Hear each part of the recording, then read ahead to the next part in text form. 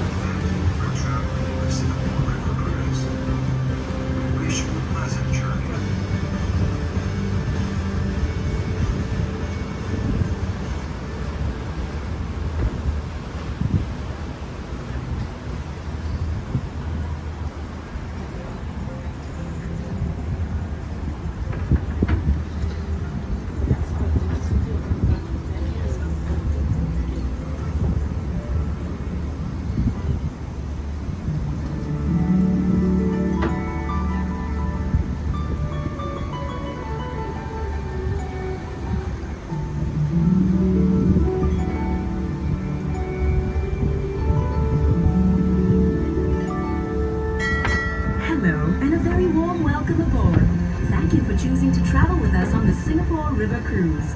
On this journey, you'll get to unravel Singapore's gritty past, enjoy our vibrant present, and even take a glimpse into our exciting future.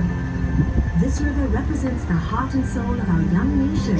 In fact, Singapore's fortunes began at this very river a long time ago and have continued to flow from it ever since. Now, if you've got your eyes trained, your ears peeled, and your cameras ready, let's get started. We're now traveling into the very heart of our island city, so sit back and enjoy Singapore's fascinating story.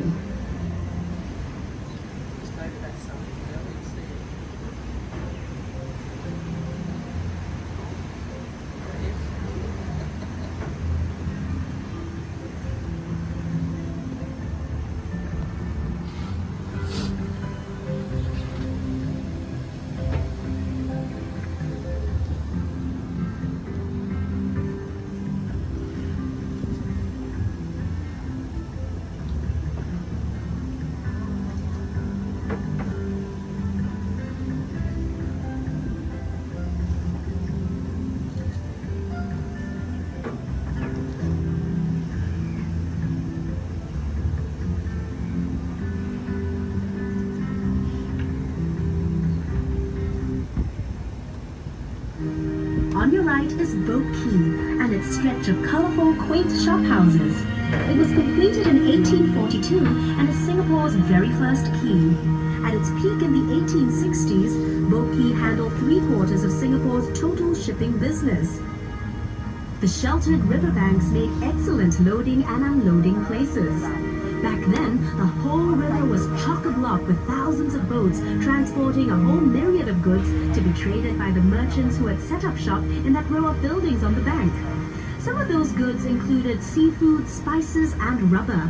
The precious cargo was shouldered across gangplanks by immigrant laborers known as coolies, whose blood, sweat, and tears formed the very backbone of our nation's rise to prosperity. Wonder why all the shop houses are concentrated on just one embankment of Boat Quay? Well, legend has it that the Chinese immigrants chose to set up home only on the south bank of the river. You'll notice how the riverbank curves just like the belly of a carp.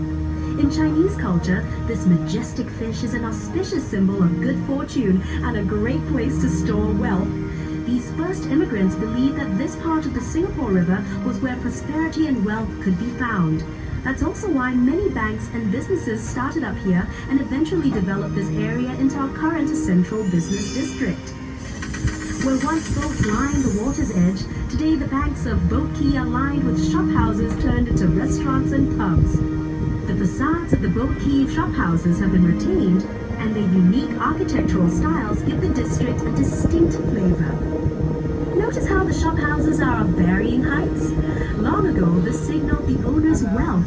In other words, the higher the building, the wealthier the owner. Perhaps these traditional beliefs have extended till today. Just take a look at the tall skyscrapers of Singapore's financial district towering over the Boat Quay shophouses. This is the perfect place for snapping pictures, so enjoy the 360-degree views and drink in Boat Quay's unique blend of traditional Asian values set against a modern and progressive backdrop. See how the shophouses form a charming contrast of Singapore's developing years against the skyline of a new Singapore. This truly is a uniquely Singapore sight. By the way, are you feeling hungry? Hawkers and their push carts used to line the riverbanks, selling local dishes that were cheap and delicious. A bowl of Teochew porridge cost only 10 cents. Better yet, side dishes were free of charge. Every day, the people who worked and lived at the river would eat at these push carts, sitting on little stools along the river banks. Perhaps that was how al fresco dining got its start in Singapore.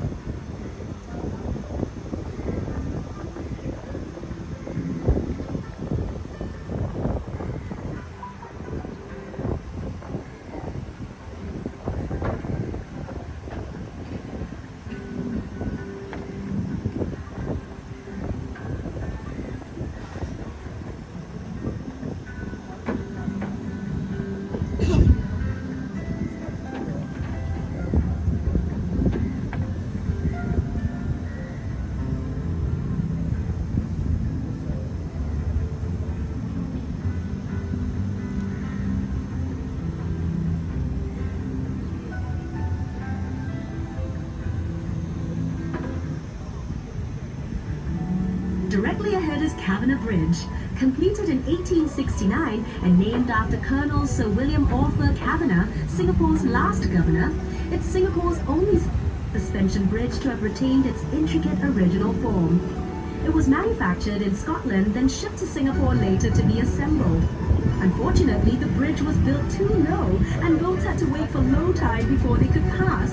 So look out and don't forget to duck as you cruise under the bridge. Just kidding. Coming up on the other side of Kavanagh Bridge, you'll see a group of little boys jumping into the river. Don't worry about jumping in to save them. They're actually incredibly lifelike bronze sculptures showing a scene from the river's past, where children would stand and wave cheekily from their houses. Very often, they would take off all their clothes and jump in for a cool afternoon swim. Standing tall and majestic is the exclusive Fullerton Hotel, which blends the elegance of old world charm with every modern convenience. Built in 1928, lots of paper pushing went on behind the hotel's splendid columns before its glamorous makeover.